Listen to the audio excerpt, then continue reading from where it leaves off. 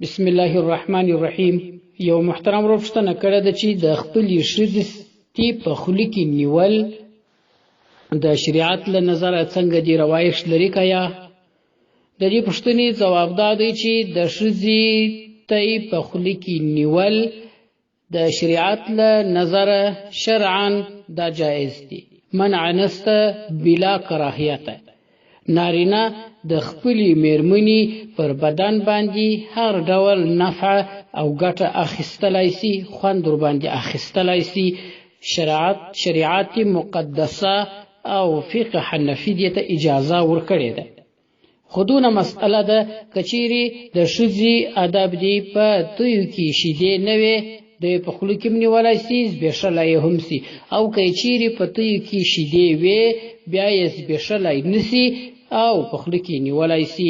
ځکه که چیرې دی په تیو کې شیدې وي د یې وزبېښي نو بیا هغه شیدې د خولې ته ورځي، نو د دغه شیدو خوراک حرام دی. خو که یې وخوري حرام کار یې وکړ، ګناه یې وکړه، معنا نه ورباندې طلاقېږي، د ښځې طلاقېده نه ورباندې راځي. په رد المحتار کې علامه ابن عابدین الشامی رحمه الله کاږي یجوز له ان یلمس بجمیع بدنه حتی بذکره جمیع بدنها. نارینه ته دا جایزه ده چې په خپل ټول بدن سره حتی په خپل ذکر سره مسکولی سي جمیع بدنها ټول بدن. او لها فکذا هي لها ان تلمس بجميع بدنها جميع بدنه. ښځه هم په خپل ټول بدن سره د نارینه ټول بدن مسه کولی شي. نو په ټول بدن کې تی هم راله او د نارینه په ټول بدن کې خوله هم راله، نو خوله نارینه د ښځې پر توی باندې ایښولی سي، دا شرعا جایزه ده بلا کراهیت. خو شیدې رودل هغه ورته حرام دي. نارینه دا د ښځې میړه خاوند پر خپله ښځه باندې د ښځې پر ټول بدن پیدا اخیستلی سي. یو لواطت د ښځې سره کول دا حرام دي، سخت حرام دي، داسې سخت حرام دي چې الله جل جلاله د قیامت په ورځ د رحمت په نظر و دغه لواطت کوونکي ته نه ګوري.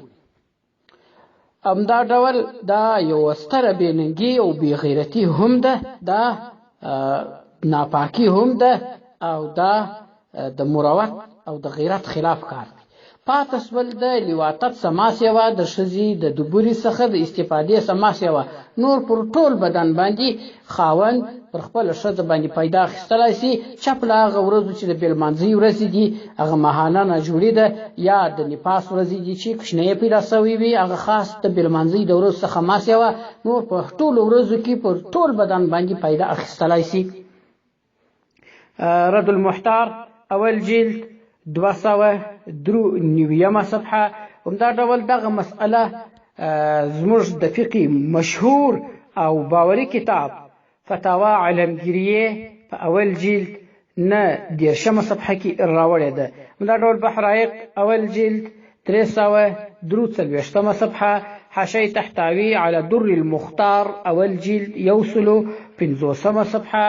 دغه مسئله دو کتابو هم راوړې ده.